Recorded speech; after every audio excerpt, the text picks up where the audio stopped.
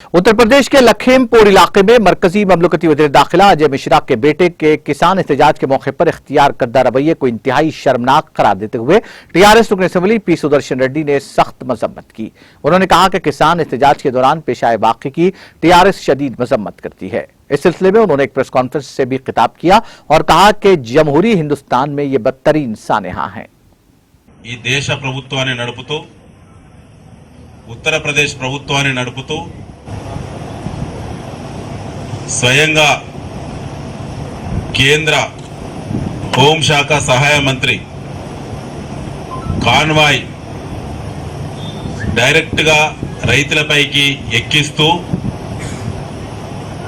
దాదాపు 8కి పైగా రైతులను డైరెక్ట్ గా హత్య గావించినటువంటి సంఘటనను టిఆర్ఎస్ పార్టీ తీవ్రంగా ఖండిస్తుంది। ప్రజాస్వామ్య భారతదేశంలో అత్యంత కిరాతకమైన